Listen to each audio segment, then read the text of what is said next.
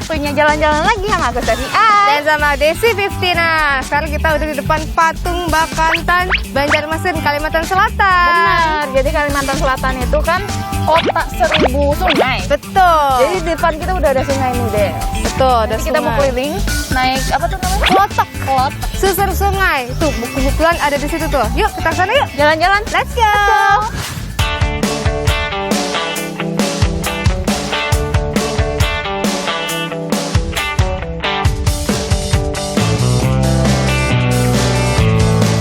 Teman jalan. Aduh, ini lucunya. Kalau naik kelotok itu kita harus berendam kayak gini. Kalau enggak, kita aduh kita Kita ke belakang ya situ ya. Yuk. I got powers, a flying saucer. I got an armor, a secret power. They call me Super, the super kid. Yeah, I got a mantle, a color jetpack. Jalan-jalan. Jadi kalau susur sungai ini bisa sambil lewat menara pandang tuh di situ. Dan ini kita emang aman ya kalau naik ke sini ya. Ya, karena juga kapalnya jalannya ya pendek, begitu lambat juga. Jadi kita nggak takut jatuh. Kalau jatuh ke bawah. Kalau jatuh ke bawah. Ada ban, ada ban. Kid, super, super kid, super kid, super kid. They call me super kid, super kid, super kid, super kid, super kid, super kid.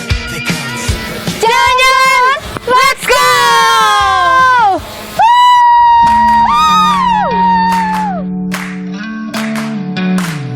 Teman jalan, salah satu hal yang penting dalam berwisata adalah konektivitas logistik dan mobilitas antar lokasi agar mempermudah kita mencapai destinasi yang kita inginkan.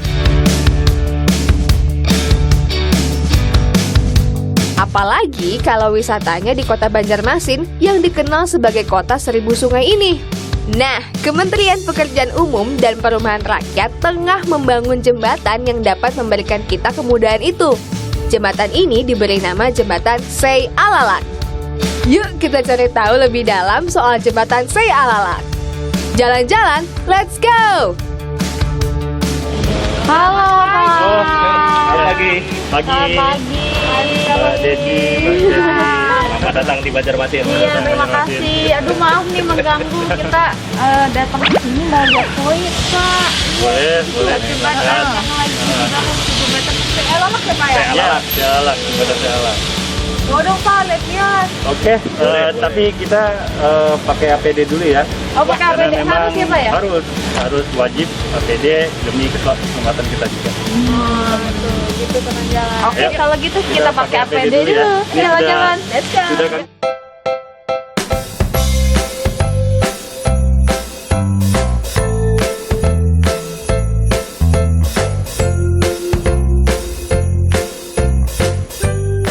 Teman jalan, Jembatan Sei Alalak memiliki panjang 850 meter.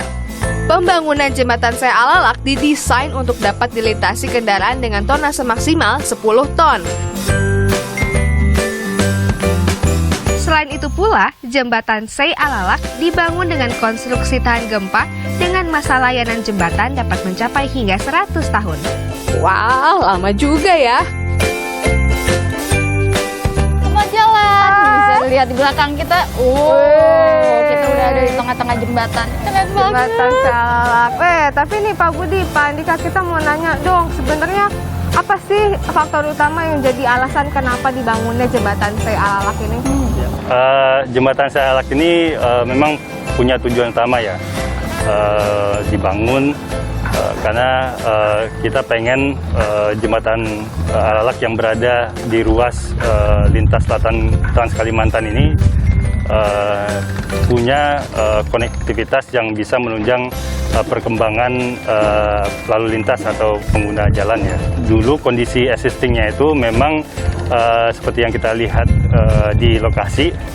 Ini dulu dari sisi Banjarmasin maupun dan sisi Barito Kuala, kalau untuk nyebrang itu hanya bisa melalui akses jembatan ini. Oh, yang ini Pak. Ya, jembatan Sealak existing ini tujuan utamanya itu meningkatkan konektivitas, baik dari segi kapasitas jalan, di mana jalan di jembatan itu kita lebarkan, itu menjadi 4 lajur 2 arah ya, kurang lebih 20 meter. Nah, juga harapannya mobilitas juga tentunya pasti akan lebih lancar gitu. Jembatan Sealalak yang dibangun oleh Kementerian Pekerjaan Umum dan Perumahan Rakyat ini bertujuan untuk menggantikan jembatan existing yang telah berusia sekitar 30 tahun. Jembatan existing yang bernama Jembatan Kayu Tangi 1 ini nantinya akan dihancurkan seiring dengan selesainya pembangunan Jembatan Cable Stayed Sealalak. Kira-kira keunikan apa nih yang beda dari jembatan lain Sealalak ini? Oke, kalau sistem jembatannya ini sudah banyak di Indonesia ya, jadi namanya jembatan kabel stay. Kabel stay ya, ada Cuma kalau kabelnya kita gitu lihat ya, di sini memang geometri bentuk kilonya, jadi kelihatan melengkung kan. Itu memang khusus. Ini pertama di Indonesia Pak ini. Wih. Kita bentuknya melengkung. Pertama di Indonesia jembatan kabel stay yang melengkung, Pak Budi ya. Nah, selain sebagai jembatan cable stayed pertama di Indonesia yang memiliki struktur melengkung, ada keunikan lain juga nih teman jalan. Proses pembangunan struktur melengkung dari jembatan Sealalak ini tidak dibangun langsung di tempatnya.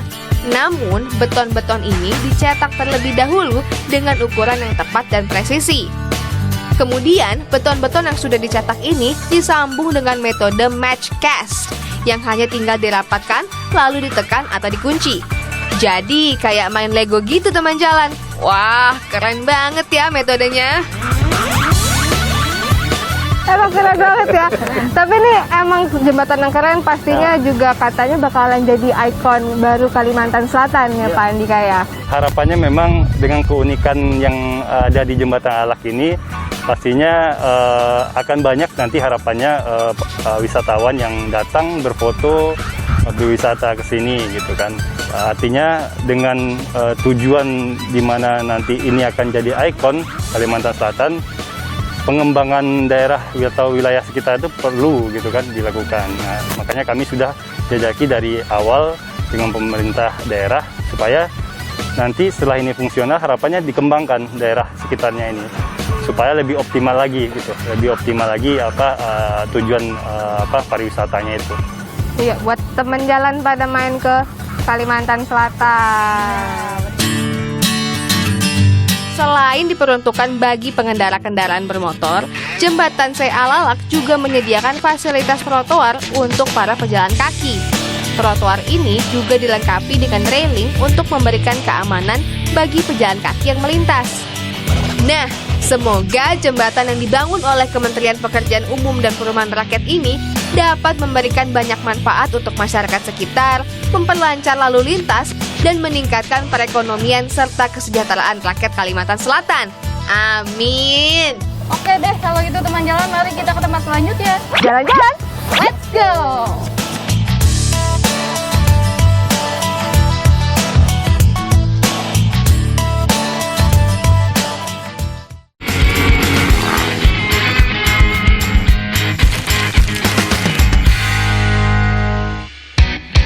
Balik lagi di Jalan-Jalan.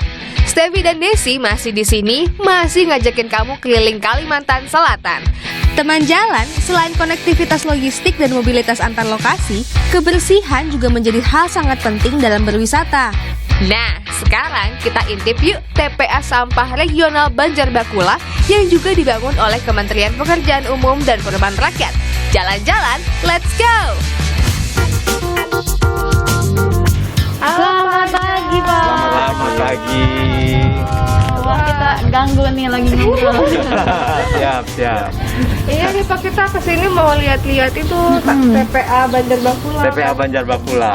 Jadi TPA Banjarbakula ini tempat pemrosesan akhir sampah regional. Ya, jadi regional dan ini melayani 5 kota kabupaten.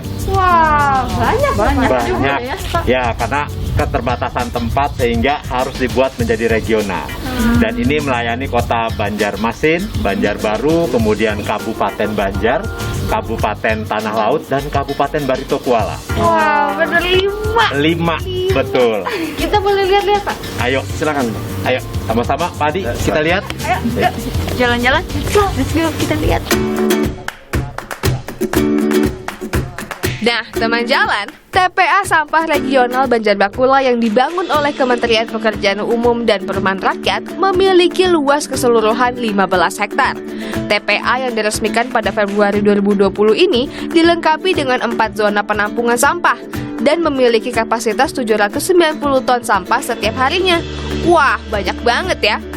Pengelolaan sampah di TPA ini menggunakan sistem sanitary landfill, yaitu sistem pengelolaan sampah dengan cara membuang dan menumpuk sampah ke suatu lokasi yang cekung, memadatkan sampah tersebut, dan kemudian ditutup dengan tanah. Wah, ini zona 4 ya Pak ya? Ya, jadi di sini kalau kita lihat, karena ini TPA-nya adalah sanitary landfill, jadi kita harus melakukan penutupan harian sampahnya. Nah, di sini truk tanahnya sudah datang, mereka akan melakukan proses penutupan sampah yang sudah ada di dalam TPA ini. Harapan kita dengan ditutup seperti ini akan menjadi lebih bagus lagi TPA kita. Woi, Ya. amin ya. Ya, semacam itu. Ternyata nggak seperti bayangan aku. Kenapa? Aku pikir tuh bakal tumpukan sampah dan kita bakal kebauan gitu. Tapi di sini ternyata nggak bau loh teman jalan. Selain menggunakan sistem sanitary landfill yang menutup sampah dengan tanah, TPA Sampah Regional Banjarbakula ini hanya menerima sampah residu aja. Sampah residu merupakan sampah yang sudah tidak bisa diolah atau didaur ulang lagi. Nah, dengan hanya menerima sampah residu, maka masa pemakaian TPA ini dapat lebih panjang. Wah, bagusnya. Lagi nutup sampah tuh. Iya. Tapi nih Pak, Itu biru-biru apa ya, Pak? iya tuh Pak. Ada bangunan, ada air juga, apa kolam pemancingan atau apa nih, Pak? Pak Hadi ini ya lebih jelas ini. Silakan Pak Hadi. Ini tempat pengolahan air lindi. Oh, Jadi di sini pemrosesannya. air limbahnya ya? Limbah sampah. Boleh kita lihat, Pak? Boleh, silakan. Yuk kita sana kita lihat lagi. Ayo.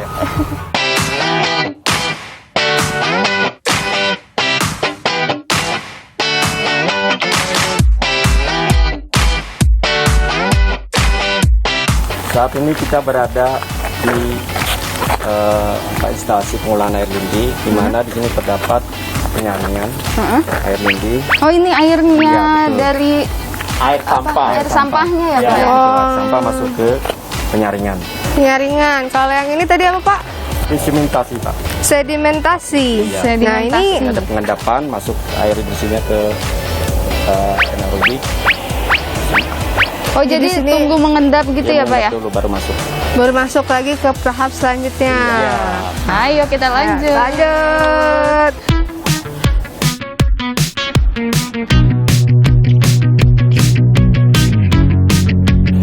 Ini kolam Pakol Cafe dengan kedalaman 2 meter. Ini 6 bulan sekali harus Disedot. disetornya. Nanti dialirkan ke DNP. Lumpurnya sebelah. Yang mengendap itu ya? Ya, ini dia. Ya, Pakol Cafe ini ada 4 Tempat. Ini lumpurnya seperti ini. disedot. Gitu. Tapi ini udah mulai kelihatan ya, tadi tuh Sana gelap masih pekat banget. Sini udah mulai agak Agak jernih. jernih. Agak jernih. Agak jernih daripada yang tadi gitu Ya, maksudnya. betul.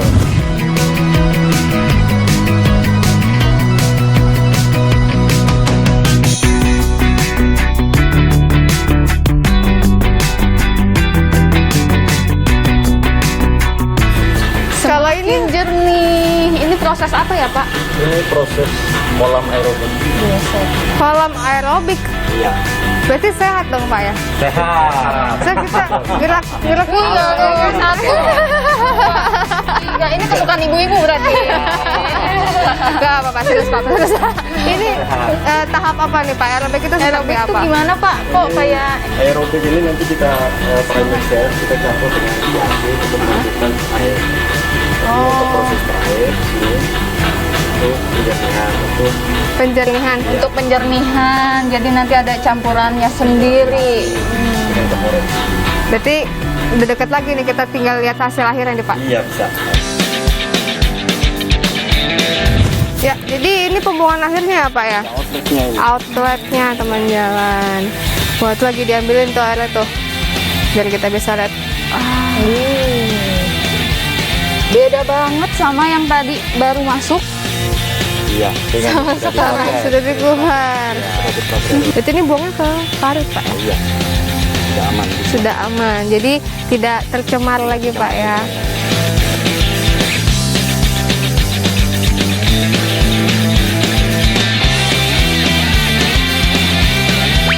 Begini yang dibuang. Dan Mantap. seperti ini. Mantap. Minum Pak. Jangan ya. Suka aneh-aneh. Nggak berbau. Oh iya, Nah, coba.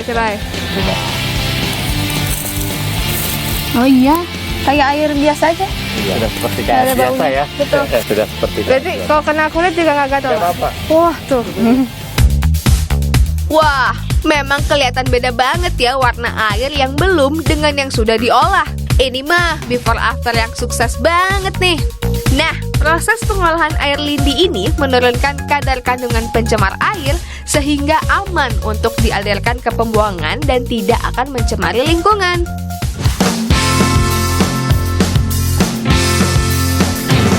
Oke teman jalan, tadi kita udah keliling-keliling dan sampai akhirnya kita Di sini. udah lihat hasil akhirnya Iya. tadi ya. Iya, Jadi udah bening gitu. lihat cara mengatasi sampah di sini bagaimana, dan juga pengolahan air sampah juga bagaimana. Jadi emang TPA Regional Banjar Bakula ini emang sangat membantu sekali ya Pak ya. Iya, betul. Jadi dengan keberadaan TPA Banjar Bakula ini minimal 5 kota kabupaten ini sudah lebih mudah untuk membuang sampahnya di TPA Regional Banjar Bakula. Jadi semua ada 5 terlayani di satu tempat.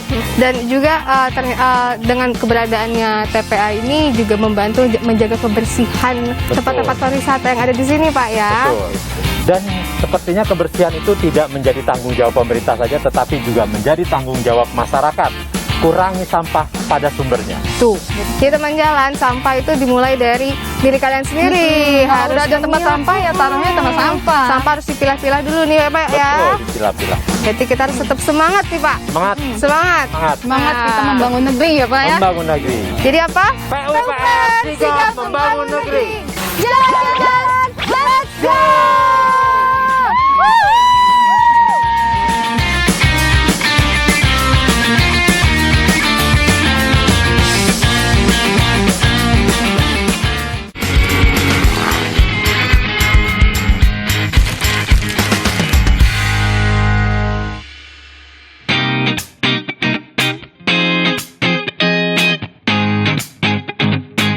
Masih di jalan-jalan, masih keliling Kalimantan Selatan.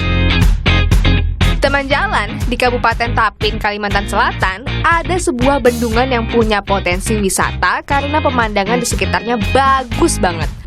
Jadi pengen lihat kan gimana tampilannya? Yuk langsung aja kita ke Bendungan Tapin. Jalan-jalan, let's go!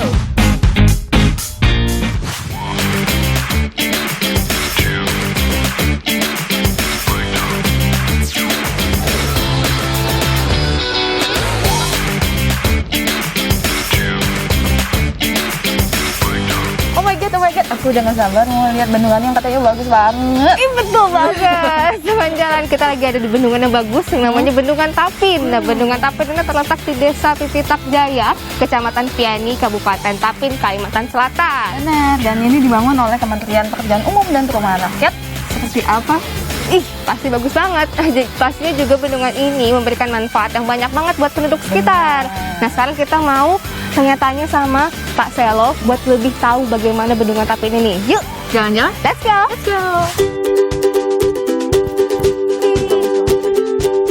Bendungan Tapin yang dibangun oleh Kementerian Pekerjaan Umum dan Perumahan Rakyat ini tampilannya cantik banget. Bendungan Tapin termasuk dalam program pembangunan 65 bendungan besar di Indonesia yang digagas oleh Presiden Joko Widodo dalam rangka mewujudkan ketahanan air dan pangan di Indonesia. Bendungan Tapin mulai dibangun pada tahun 2015 dan rampung pada tahun 2020. Bendungan ini juga sudah diresmikan oleh Pak D. Jokowi pada Februari 2021 lalu loh. Ay, 1, 2, ay. Ya Allah, 1, 2, 3, ay. Ya Allah, cakep banget. Cakep kan? Oh, Punya kan apa bendungannya, bendungannya? ya Allah. Bendungannya ya cakep sih. Halo, Halo Pak Selo. Halo Pak Selo. apa kabar? Terima kasih Mbak Stevi, Mbak Desi. Iya, terima kasih. View-nya bagus ya. Cakep banget. Buat foto-foto cakep banget. Selamat datang di Bendungan Tapin. Terima kasih. Udah ngizinin kita main-main ke sini, Pak. Oke. Pak, ini kan luas banget ya bendungannya, Iya. Pak. Ini kapasitas tampungnya emang bisa berapa banyak, Pak? Ini cukup besar Mbak. Jadi kalau dihitung kapasitas tampung Bendungan Tapin itu 56 juta meter kubik. Itu besar 56 sekali. juta meter kubik, Pak. Betul sekali. Banyak banget Mbak. Kalau Bisa minum dilihat. air segitu, gemuk. Iya, mungkin bisa pingsan segala. Tapi nih Pak, kalau ada fungsi istimewanya lagi nggak sih Pak dari Bendungan Tapin Oh ini? iya, Bendungan Tapin ini kan dibangun dengan fungsi yang lebih dari satu atau kita sebut multipurpose dam. Nah, Bendungan Tapin ini selain untuk pengendalian banjir yang mampu mengendalikan banjir kurang lebih dengan kala ulang 1000 tahun, itu juga mampu mengaliri air bersih untuk masyarakat di hilir itu sebesar 500 liter per detik. Kemudian juga Bendungan Tapin ini punya fungsi memberikan potensi untuk irigasi sebesar 5.472 hektar. Itu luas, Mbak. Dan yang terakhir, potensi tenaga listrik untuk masyarakat di hilir atau masyarakat di Kabupaten Tapin ini sebesar 3,3 megawatt. Wah, itu Banyak penting banget tuh. manfaatnya Iya, ya. banyak banget. Terus Pak, kan ini udah jadi ya, berarti udah beroperasi ya Pak. Itu pengelolaannya seperti apa tuh Pak? Iya, jadi bendungan ini dikelola oleh Balai Wilayah Sungai Kalimantan 3, Direktorat Jenderal Sumber Daya Air, Kementerian Pekerjaan Umum dan Perumahan Rakyat. Nah, pengelolaan ke depan itu kemudian akan dibentuk sebuah unit khusus yang akan nanti spesifik mengelola Bendungan Tapin, perawatannya, pemeliharaannya, juga operasinya. Kita tahu di sini ada air yang begitu besar, maka harus dirawat, dikelola, dan dioperasikan untuk keamanan masyarakat di hilir dan juga untuk manfaat masyarakat di hilir, seperti itu. Dilihat dari bentukannya sangat indah gitu, Pak. Ada potensi wisatanya. Nah, pas sekali pertanyaannya Mbak Stevi. Jadi, pada saat peresmian Bendungan Tapin ini, awal tahun 2021, Presiden sempat bertanya ke salah satu warga di sana. Beliau bilang, warga ini, di sini kami ingin bekerja, Pak, dan kami ingin mengembangkan potensi wisata. Dan pada saat itu Presiden sepakat sekali, Bendungan Tapin ini memiliki view yang sangat bagus. Bisa dilihat di belakangnya Mbak Stevi sama Mbak Desi itu, ada jalan yang kemudian nanti masyarakat itu akan setiap hari lewat jalan itu. Dan view yang akan langsung ke arah bendungan ini, sangat ke arah air atau bendungan ini itu sangat jarang sekali. Nah, kebetulan juga dari pemerintah Kabupaten Tapin itu sangat antusias sekali untuk pengembangan wisata di sini. Tentu kami akan berusaha untuk mengajak masyarakat juga di sini, selain mengelola juga kita mengembangkan potensi wisatanya. Moga-moga ke depan bisa jadi salah satu destinasi wisata di Kalimantan Selatan. Wah, Jadi nanti setelah pandemi berakhir, teman jalan bisa datang ke sini lihat keindahan Bendungan Tapin. Boleh Pak kita lihat-lihat ke bawah? Boleh dong, Pak? kita ke bawah aja, di situ lebih bagus lagi. Yuk. Yuk. Teman jalan, let's go.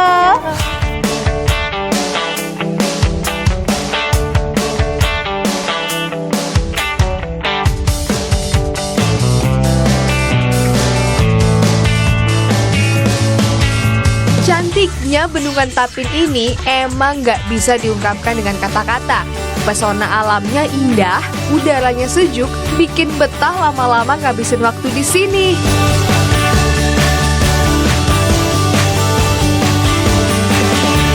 Oke teman jalan, tadi kan kita udah keliling-keliling sampai lihat prasasti, terus jalan-jalan sampai sini. Gitu.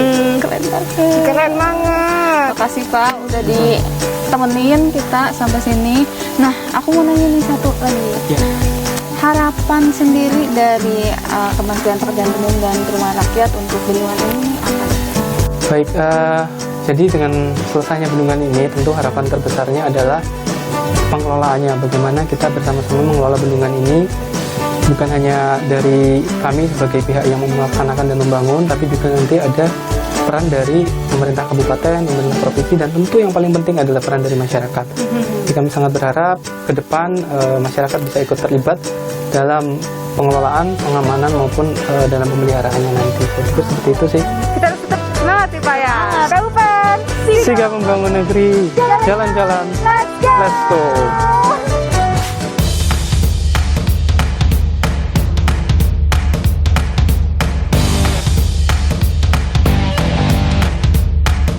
Teman jalan. Sekarang kita udah bareng sama Pak Karli nih, Ketua Dewan Adat Kabupaten Tapin ya Pak ya. Nah Pak, kita mau tanya dong Pak, ini dengan adanya bendungan Tapin ini manfaat yang dirasakan oleh warga sekitar itu seperti apa sih Pak? Bahwa manfaat daripada bendungan yang sudah dirasakan oleh masyarakat Tapin secara keseluruhan itu sudah sangat banyak sekali dan sangat besar sekali, yaitu pada saat awal tahun 2021 kemarin telah terjadi banjir di mana-mana di wilayah Provinsi Kalimantan Selatan, seluruh kabupaten kota itu terkena banjir, kecuali Tapin. Nah selain banjir nih Pak, selain mereduksi banjirnya ada apa lagi nih Pak? Pengadaan air bersih atau air baku itu juga sudah bisa dinikmati atau dirasakan oleh masyarakat. Harapan kita mudah-mudahan artinya COVID ini berhenti di Indonesia ini pada umumnya, sehingga objek wisata ini dibangun untuk menunjang wisatanya oleh pihak Dan membantu perekonomian warga otomatis sekitar dengan juga sendirinya Pak. membantu perekonomian masyarakat. Amin. Semoga Kalau gitu teman jalan kita doakan semoga pandemi ini cepat berakhir ya. Amin, betul sekali.